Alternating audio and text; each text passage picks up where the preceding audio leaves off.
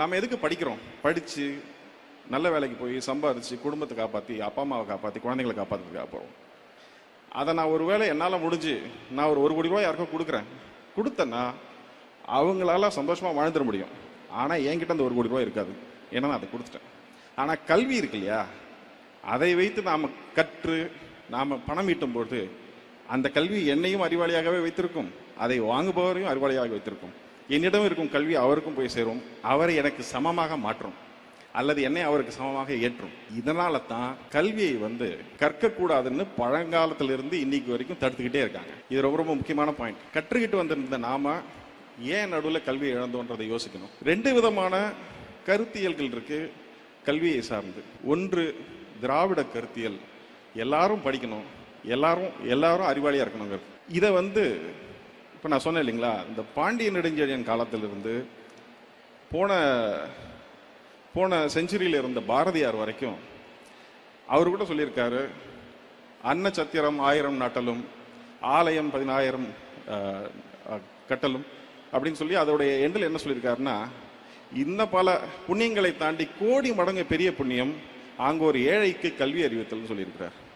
அப்படிப்பட்ட ஒரு புண்ணியமான செயல் கல்வி அறிவிக்கிறது. ஆரிய கருத்தியல்ல என்ன நடந்திருக்குன்னா, கற்கணும்னு ஆசைப்பட்ட ஒரு பையன் போய் ஒரு ஆசிரியர்கிட்ட கற்கணும்னு கேட்டபொழுது, நீங்க எந்த ஆளுன்னு கேட்டு உனக்கு சொல்லித்தர மாட்டேன்னு அனுப்பிச்சிட்டார். ஆனா அவனே போய் வில்வித்தை கற்றுக்கிட்டு அவர்கிட்ட போய் நின்ன போது அவருடைய கட்டை விரலை அவர் வாங்கிட்டார். அவர்கிட்ட போய் கர்ணன் பின்னாடி கத்துக்கணும்னு நினைச்ச பொழுது கர்ணனையும் நீ என்ன ஆளுன்னு கேட்டு அனுப்பிச்சிட்டார். அவர் கிருபாச்சாரியார்கிட்ட போய் கேட்ட பொழுது அவர் கேட்கும்பொழுது இல்லை நான் மேட்டுக்குடின்னு சொல்லி அவர்கிட்ட தொழில் கற்றுக்கிட்டார்.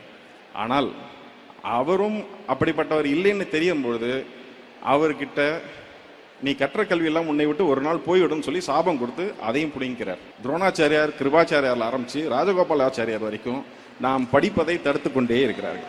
ஆனால் இந்த கொள்கைக்கு எதிராக சமத்துவம் இருக்கக்கூடாதுன்னு சொல்ற இடத்துல சமத்துவமும் சமூக நீதியும் இருக்கணும்னு சொல்ற ஒரு கட்சி ஒரு கொள்கை ஆட்சியில் இருக்கும் பொழுது அவங்க எல்லாரையும் படிக்க வைக்கிறதுக்கு எத்தனை திட்டங்கள் முடியுதோ அத்தனை திட்டங்களையும் போடுறாங்க. காலை உணவு கொடுக்குறாங்க, நான் முதல்வன் இருக்கு, தமிழ் புதல்வன் இருக்கு, இந்த இப்படி அவங்க ஒரு வரிசையா திட்டங்கள் போட்டு எப்படியாவது படிச்சிருக்கன்றாங்க. நீங்க கட்டணம் இல்லாம பேருந்து கொடுக்குறாங்க, வேற யாரும் ஆட்சி பண்ணாலும் அவங்க மடிக்கணினி கொடுக்குறாங்க, சைக்கிள் கொடுக்குறாங்க, எப்படியாவது படிச்சு மேலே போயிருங்கிறாங்க. இதை தடுப்பதற்கு அவங்க முன்ன கட்டைவரில் கேட்ட மாதிரி கர்ணனுக்கு அம்னீஷியா கொடுத்த மாதிரி இப்போ புதிய கல்விக் கொள்கையை கொண்டாந்து உங்களை தடுக்கிறத தடுக்க பார்க்குறாங்க.